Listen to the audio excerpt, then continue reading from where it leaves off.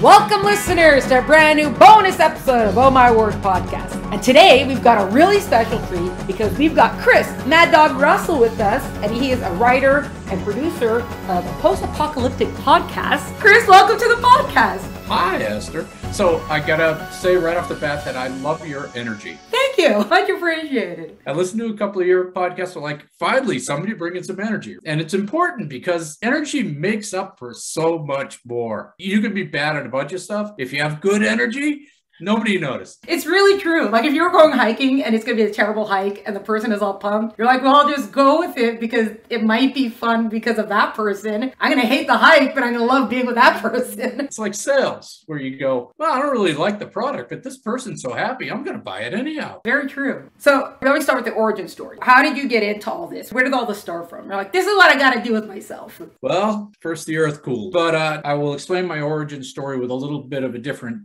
slant or can't, because I usually go in and start with my influences of science fiction and that sort of thing, and how this story, when the pandemic started, just sort of forced itself to be written. This podcast I'm doing, which is After the Apocalypse, it's a audio drama about an apocalyptic plague. It's doing really well. But when I thought about it, listening to you speak to your guests, it also, has to do with all the Russian authors I read as a kid on the airplanes, all the Hemingway, all the Nabokov, the Burroughs, the thousands of literary books that I used to digest in my career because I traveled a lot. I would just be trapped on a plane and read War and Peace. And if I think back about that, you can't go wrong stuffing your head full of that stuff. The only problem that you get to a point where it has to come out. And that's how you become a writer. It's like putting too much in the blender and turning it on high, it comes out. So, I think that's the origin story for your audience. Okay, one second. This is not part of the plan, but you mentioned War and Peace, and I'm glad you did, because I tried very hard with that book. It took me maybe 2 years to read it. And then when I was done, all I could think was, am I missing something? Because this book, everybody's afraid to say when they don't get a classic. I understood the classic, but I didn't understand the classic part of the classic. As in, why do people read this? And I have a friend who was like, my second time around. I'm like, what do you mean your second? I only did once. I barely did once. And I think you're right. I think that book, in terms of that genre, that group of writers, I love those Russian writers from that time period because they're so literary, but so morose at the same time. It's just sort of a beautiful feeling to it. But I think you're right. I think War and Peace was more of the Stephen King version of a Russian novel. It was the popular version. But if you dig deeper into some of like Chekhov and Dostoevsky and those sort of things, they get pretty dark. And I'll tell you, it's work to read that stuff. It's work to read Nabokov. Lolita is a beautiful book. These are all beautiful books, and the prose is wonderful, and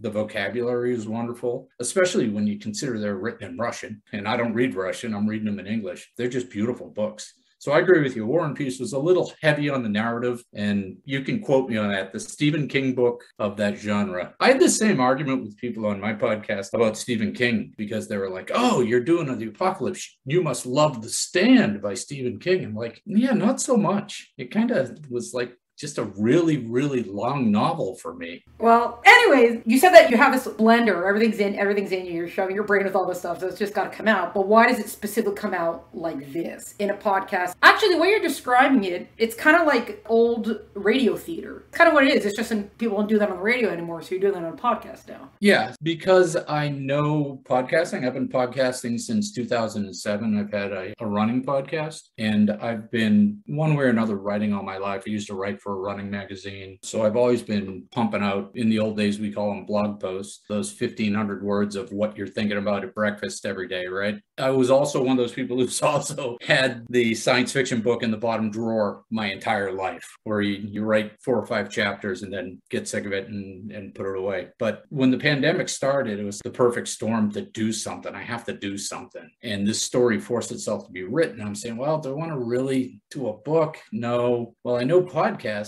and I could just write it as an audio narrative. Because part of what I've learned over the years writing for podcasting, because I'm not one of those people who just shows up and talks. I actually script. In my other podcast that I had for 12 years, I scripted every essay and every story in there. Part of it is the practice. But when you do that, you realize that writing for audio is different than writing prose for a book. Audio has a certain cadence to it, has a certain melody or music to to it. And the prose has to reflect that. So I had those skills. And I said, well, I can do this as a podcast. And then I was thinking, I could read it myself. And I'm like, nah, I don't want to do that. I'm going to get somebody to read it for me. I did say, wow, wouldn't it be cool if we had a bunch of different voices and Foley effects and all that? I said, no, if you bite that off, you'll never get it to market. You'll never get it done. So I said, a third person narrative, we'll get somebody to read it for me. We'll try to make it pretty high quality. It's been fun. It's been really fun. That's great. You kind of preempted the next question of some of the differences between writing for audio versus writing a novel, especially because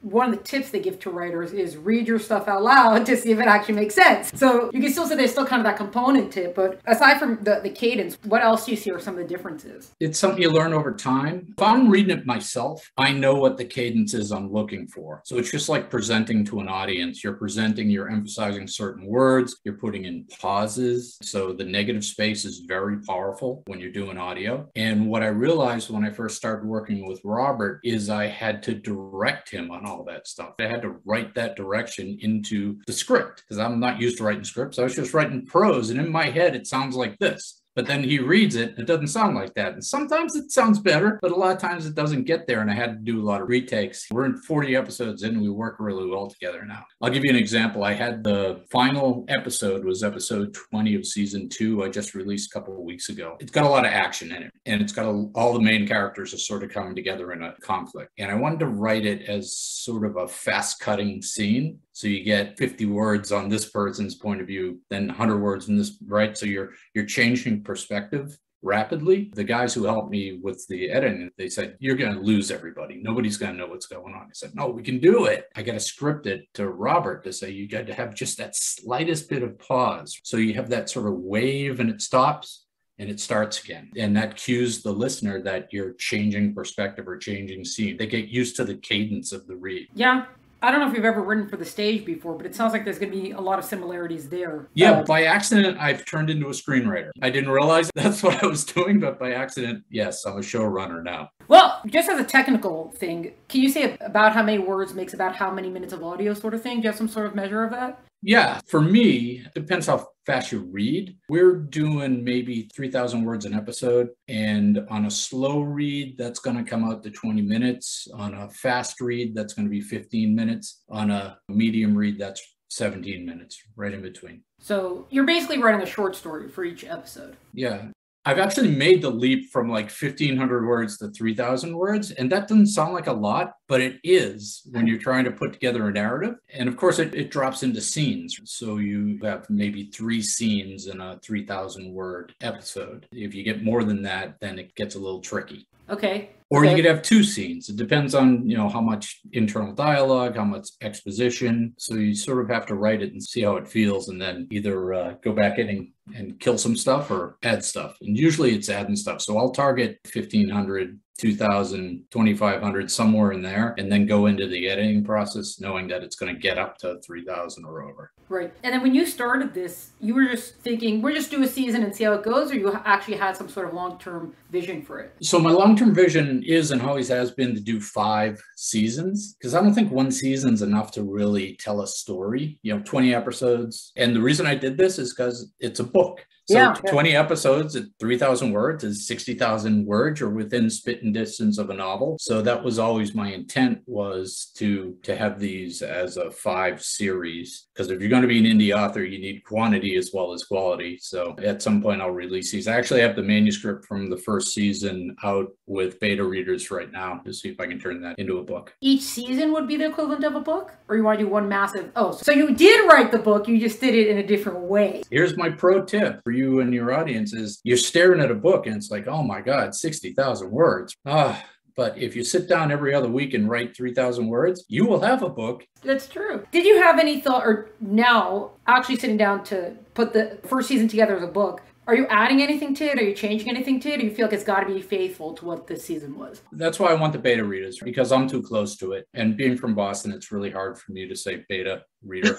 So I think that it probably should be 100,000 words, and it's 60,000 words. So that's what I want back from my beta readers is, okay, what didn't I say? What doesn't make sense? What can I write in that's going to add, not subtract? Because I hate when authors do that thing where they have a really, really good 20-page story, and then they turn it into a 400-page novel with the same content. War and Peace. No, all business books like that. They take a 10-page paper and they turn it into a 200-page business book. Are there any characters that are fan favorite characters that you could give them more space then? Yeah, absolutely. And some of those I planned, and I had those characters in my head going in, and then some of them emerged in the space and became real characters, which was surprising to me, where I had never planned for them to be more than just somebody passing by in the scenery, and all of a sudden they're main characters. And I'll tell you something funny. So this genre, this science fiction, apocalypse genre, it's an interesting audience. So I have a lady who is actually going to cosplay one of my characters in a couple of weeks at a convention. Winner! Well, how about that? That is great! She's like, what does this character look like? I'm like, I don't know. Throw on some camouflage. There's your other 40,000 words you have to describe your characters. Yeah, I guess I missed that part. Well, it is true because you say 60,000. It does not sound like a full novel. A lot of novels that are out, I mean, you don't have to exactly do what everybody does, but especially if you're talking about adult science fiction, they're usually much bigger than 60,000. Right. You got to get to at least 100. But again, you don't want to add it if it's not there. The other thing that I'm starting to understand or realize about the market is just because everybody else is doing it doesn't mean you have to do it too. As a matter of fact, if you do something different, you're going to get better sometimes. It's true. Especially when you're the one who has the creative control of it. You already have the seasons out there, so you know that people like it. But I'll give you an example. So for book covers, they'll always tell you, well, go out on Amazon and find all the other novels in your genre and look at those book covers and do something like that. That's terrible business advice. Make my stuff look exactly like everybody else's stuff. Okay. It's template. I always use this example. They're starting to move away from it a little bit. So some people might be like, what are you talking about? They're not doing that anymore. But for a long while, all the historical fiction, a lot of it for the last couple of years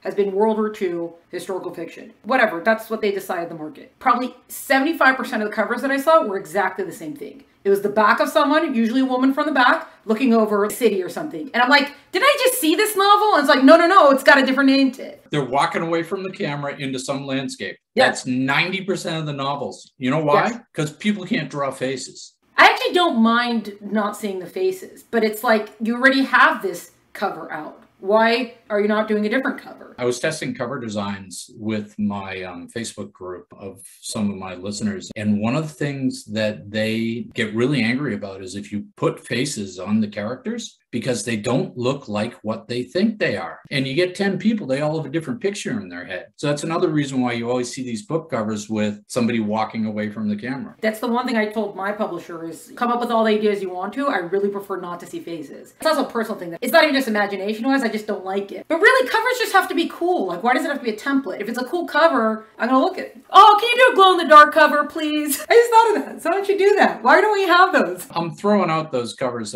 designs that I did originally with that exact template on it, and I'm going to do something specific to what we're doing, something more graphical, which I think will draw the eye. You're looking on, I don't know, let's say Amazon, you get 5 covers that are exactly the same and one that's different. Win. Yes, anything that catches the eye, I'll automatically look at the book. It will stop me. It does. People don't like it, but it's fact. And if I see an ugly cover, I just don't look. If it looks the same, like, didn't I see that already? Yeah. What they're saying is you got to be able to look at that thumbnail and see, oh, that's a romance novel. Yeah, okay, well, that's fair. Oh, that's a science fiction novel. That's what they're saying. You need that to jump out at people. Okay, fine. So you won't put a catapult on the cover. Okay, let's say, go back to the, so you knew right away that you wanted this to be 5 seasons, but how much of the actual story did you know, or did you have a general idea? How much of it did you plot out before you started season 1? How did that all work out? So again, I've been growing into this role as a screenwriter, like we were talking about. So my original sort of methodology was this stuff sort of leaped, fully formed into my head, and my job was just to get it down on the paper. And that tends to be very episodic. Like you'll see a scene and a character doing a thing. But if you're writing a 5-novel series, you can't do that because then you're just end up with a bunch of episodic stuff you have to string together. So you do have to have that longer arc. My overarching thesis for the arc, 5-season arc, is that, you know, we're in the apocalypse and you have different different centers of gravity. So each book addresses a new center of gravity. Think of center of gravity as an organization or a group of people or something like that. And the interesting part of that is all of them have different ideas on what should be done and what the future looks like. So you have this built-in conflict between those centers of gravity. So over the 5 novels, I'm building out different groups. And then my ill-defined resolution is to have all those groups come together for the resolution at the end, like the Battle of the 5 Armies, Lord of the Rings, Tolkien. One thing that actually I just want to comment on is that you said something about how you have certain characters that ended up becoming more kind of than you thought they were. You see that sometimes with TV series. You'll have the pilot and it seems that they're going to focus on certain things. By the time that season's over, you realize that they drop certain characters, like they don't show up again. You can see that they intended, oh, this character is probably going to be something. And then you realize they were like, nah, it doesn't work. Get them out. Just like slowly fade them out. And we'll just have, it's not even slow fade. It's just fade out, new one. That's part of the fun. It has to do with that chemistry. You think you know what they're going to do when you put them together, but you don't know what they're going to do until they do it.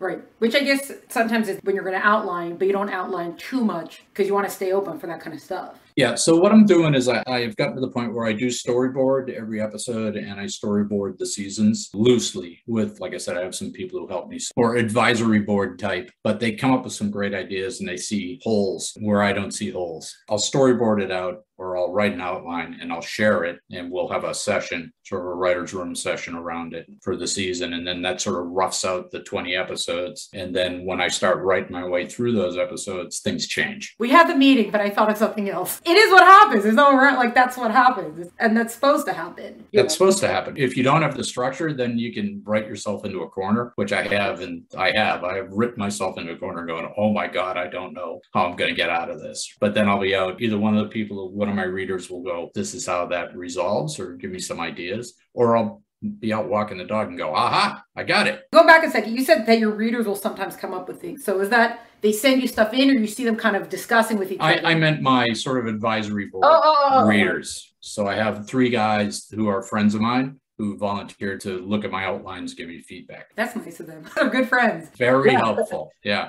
And you know what else is helpful is they have different points of view, right? So they're different people. So you don't want to surround yourself with a bunch of people who are just like you or just think just like you. You want to have people who think differently. And you may not use that stuff, but it causes you to think better. Absolutely. That's why a lot of writers push for like the critique groups. You need someone to get you out of your own head and you don't have to take what they say, but you have to cause you to think kind of thing. Right. And then the whole post-apocalyptic thing, was that just because, oh, pandemic, everyone's freaking out at the end of times, oh, we got to write this post-apocalyptic thing, or there was something else? I love the genre. You know, I've read a bunch of the classic novels around this. It was a big apocalypse. I don't know, what would you call it? A golden age after World War II, especially as we got into the 1950s and the Cold War with the nuclear war stuff. There was a whole bunch of this stuff that was done and it was really done well. If you look at something like, I don't know, Godzilla, right? That's nuclear war, fear of nuclear war is the broader theme there. So there's a lot of that. And I read through that. I really enjoyed it. And I always wanted to do this type of novel. Like I said, it's been in my bottom drawer for a long time. Would you say that there's something about science fiction that automatically has like a post-apocalyptic kind of dystopian something to it? Because most of the time people have moved off planet, either because like, oh, we're exploring, but we don't usually care about Earth anymore at that point. As far as the story, it's not like Earth is still beautiful, but we also have another planet. It's like, we ditched Earth, new planet. Yeah, and like you were talking to your the professor there about, right? That gives people a white space or a free space to do whatever they want. Yeah, Colby Granville. It's like a cartoon and frees you from the constraints of physics, so to speak, and you can do whatever you want. You can test themes that may or may not be acceptable to test in real life. And you see that in classic science fiction, and even the classic science, the golden age of science fiction, which is like the 50s and the 60s with like Asimov and Heinlein and those guys. They didn't think they were writing science fiction. They thought they were writing speculative fiction. They thought they were the leaders in how the future is going to look. So they were taking credit for the nuclear bomb when it came out because they had been writing science fiction about that in the 30s. They saw themselves more as like smarter than everybody else is one way to put it. That's how we ended up with a lot of crazy stuff that I won't go into. Okay, so let's take it. Were they saying that because they actually thought we were going to move off planet and that sort of stuff? They were saying that because X, Y, and Z happens, these are the kind of either governments that will grow out of it. This is the kind of behaviors that will grow out of it. Yeah, I mean, if you read the Asimov stuff in particular, right, where you're looking at the Foundation series, he does a bunch of that world building where he goes, what if you had a planet with only 30 people living on the whole planet? How would that impact the cultural makeup of that society? What if you had a planet where they had paved over everything and then came back and started tearing it up and planting crops? You know, this, again, it's off planet, but they're still testing different futures, different conditions and different futures. So they're playing with that. And I always found that pretty interesting, that sort of world building. I mean, a lot of the science fiction, frankly, is just regular fiction in a different place. There's a lot of this military science fiction, which is just military fiction in space. And it's fun, but it's no different than Horatio Hornblower, or it's, you know, it's romance in space. It's just, I don't know, maybe it's an easy way that put some difference into those genres. Yeah. Well, it's kind of, if you call it a space opera, it's supposed to be this big epic, but why is that different from epic fantasy kind of, which is also a big epic? I guess if there's spaceships, you have to call it science fiction, and if there's magic or whatever, you call it fantasy. And I think it comes right back to what we were talking about before we started recording, right? You got to have a point. There's got to be a point. There's got to be a reason for me to care as the listener or the reader. Like, why do I care? What's the big idea? So when you're doing this as a 5-season thing, is each season kind of focusing on a different point or question or something like that? Because then is that kind of why you have 5 different centers of gravity, gives you 5 different perspectives? It's different worldviews from that sense, but also the character arcs. You take the characters from where they started before the apocalypse through to where they end up. And they can end up in some pretty horrible places. They can end up in interesting places. A lot of it is, what is the point of living? If I just lost my entire family, why am I doing this? And so you can play with those kind of themes, and it gets really dark, and I like that. There's a lot of sort of anti-hero theme to it, which I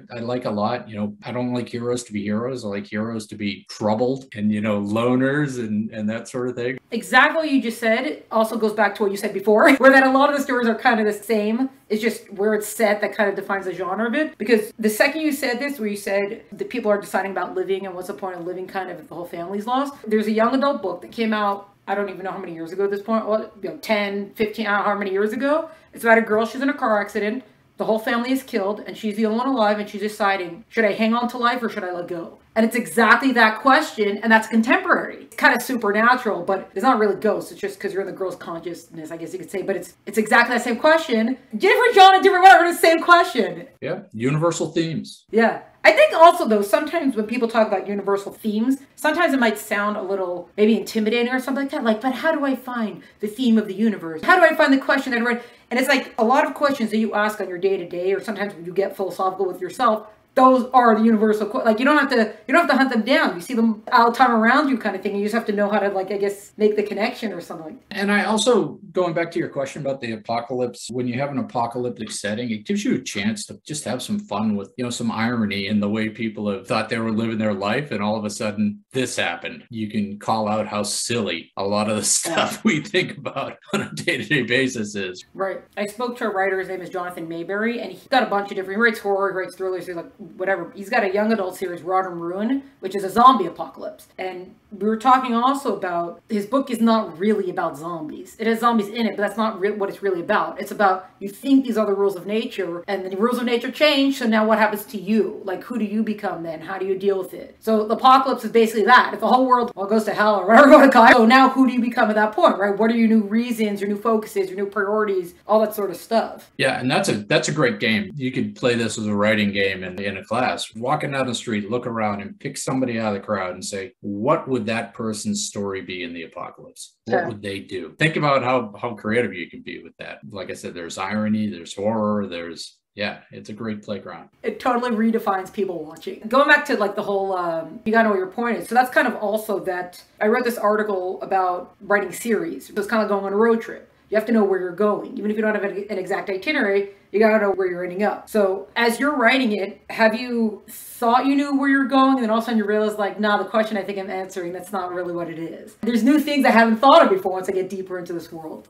Yeah, so I've had that come up because of the episodic nature of writing an audio story. It fits very nicely to a story form everybody knows, right? So you can have 3 episodes where the first one's sort of the exposition, then the crisis, then the resolution. So you can have these sort of waves of action that way. But I have gotten into those and found side paths that needed to be explored. And yeah, you're absolutely right. It's part of what you discover when you start writing. It's like writing a podcast, but also being part philosopher, ethicist sort of thing. Or moralist. Is that a word, moralist? Could we make it a word? Moralist, yeah, everything's a word, right? Here's the thing, you're talking about words. And I know you're going to ask me about the hate and love thing, so I don't want to waste my bullets. But a lot of the indie authors I read, they sort of dumb down their prose. Like some editors telling them, you got to write to a 10th grade level. I'm like, bullshit. Sorry. Don't know if I can swear in your podcast, but I want my listeners to be smart. I want to treat them like they're smart. I want to use a word every once in a while that you got to look up if it fits the narrative and fits the audio at that point,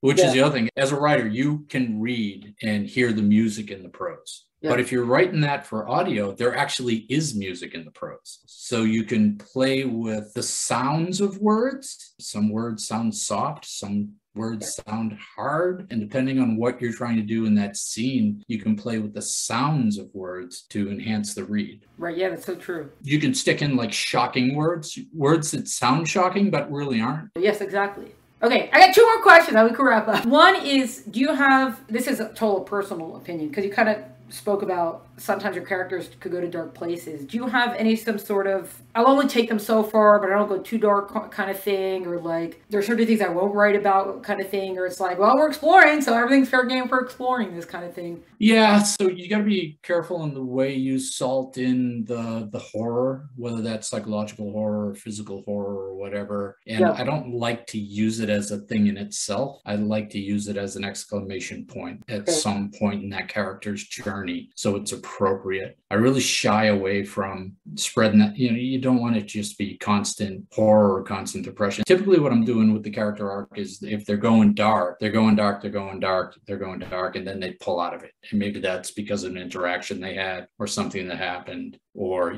there's some other stakes at that point. You want to run them. You want to have that internal dialogue of, should I keep doing this? The apocalypse is a dark place. Well, that's true too. No one's like, yay, apocalypse. That's like The Count of Monte Cristo, which is probably one of my favorite classics. And I think after everything he does, if people know the original, none of the film versions, forget it. I don't usually care about adaptations. They don't bother me so much. And it doesn't bother me, but you don't get the actual story unless you've read the original. You have this whole book, and he puts in a chapter that's like 3 pages maybe of the internal dialogue of, maybe I'm not the one who's supposed to seek judgment and vengeance sort of thing. Oh, well, it is what it is. Okay, bye. I'm obviously exaggerating, but it was like, what a great way to resolve it. Yeah, and so in my case, you've got people who, before the apocalypse, would have been a mother or a professional or something, and now they're essentially murderers. They got to stay alive, right? But what do you do with that? How do you get from there A to B? What happens to your character that they go from being this person to this person? And that's a fun arc. Again, it's the anti-character, because you're still rooting for them. So it's not irrational what they're doing. You're still rooting for them, even though what they're doing. And, if it wasn't the apocalypse, would be pretty horrible. Right. Well, so you can also ask, if it's a fight for survival, are they an actual murderer? As in, does that get suspended or changed kind of when it's a fight for survival? The me or him kind of thing? Or you're right. That does go back to what Colby Granville from After Dinner Conversation was talking about, of the questions that are really at the core of all this. And it is true how science fiction lends to that, like you were saying. I guess also because you're just so removed from the world, so you can actually ask the questions. Because if you would ask in today's society, it would be, as in a contemporary, it would just be too close to home. And whatever answer you give, you're just gonna, I think you might get too much of an emotional reaction without the logic also part of it, sort of thing. Right. People would shy away before they got there. With the science fiction, you can kind of sneak them into it. Yeah. Well, okay. Oh, so you're saying it's okay if I go do this? Like, we're not talking about you right now, but in the science fiction, you're like, see, we're talking about a different world that doesn't really exist. It's fine. And then just as also sort of like a technical thing, because you said you wrote for a running magazine. So was writing kind of something you were always going to do from way back when, or it's sort of something you fell into? I always loved writing, and I was always good at it. That part of my education. I got a classic sort of liberal arts, New England prep school. Luckily, I'm blessed with having that sort of input. But when I got to college, I looked at my options and said, well, I can get this journalism degree, but I really don't like starving. So I'm going to go get a business degree and an engineering degree instead. But it was always there. I had a minor degree in English, so it was always there, and it was always nibbling at the back of my head. Ah, very good. So just for wrapping it up, you foreshadowed it. You wrap up with the I really like it when, and then filling any of them. You could use podcasts, anything storyteller relating. So I really like it when X, and I really don't like X. So how do you fill in the blank for that? So one of the ways I ended up where I am is I really love science fiction anthologies, and they pump these out, right? Across the last 40 years, you'll find these 600-page novels that are made up of a bunch of 20 to 60-page stories. And I really love those because in each one of those, there's typically one really good idea that you think about it for weeks after you read that one, 30-page story. You're like, that's a really good idea, right? There wasn't enough there, or they weren't able to wrap a whole 100,000 words around it, but there was a really good idea there, right? And I really like those. It's sort of like, I don't know, the popcorn of reading for me is the science fiction anthologies. So, and for the other question, what do I hate? I don't hate anything, but what turns me off, I've been reading through a lot of the indie author fiction that's available now, sort of the Amazon stuff, the serial stuff. And the market has convinced these people that they need to write 6 novels a year. And eventually it just turns into all action. There's no point to it whatsoever. It's just these characters in this universe going through this constant stream of jump scares. And eventually I tap out. I go, I just don't care anymore. That's not what I read for. I don't read to wait to take up my time. I read to have it make me think. Actually, on that note, I know someone who sometimes, if I say something about film or whatever, he's like, look, I sit down in the chair, there's a switch in my butt that turns my brain off, okay? I don't want to think, entertain me. And I'm like, I don't know that I can do that. Like, if you're not going anywhere, I just don't. So it's funny, some people actually, I guess, want that. There's a place for that. There's a place for chase scenes and car crashes, but you can't live on a steady diet of that. Good point. Very good. All right, well, Chris, thank you so much. It's been a lot of fun speaking with you. Yeah, it's been a blast speaking with you. Thank you for your energy. This was a bonus episode of Oh My Word podcast featuring writer and podcast producer Chris Mad Dog Russell. Find out more about Chris and his work, please visit the link in the episode notes. Find out more about Oh My Word podcast and keep track of all the great stuff we're up to. Follow us on Instagram at Oh My Word podcast. And please check us out at eltenenbaum.com. Music is by Tim Burke. Thank you so much for joining us. Catch you next time.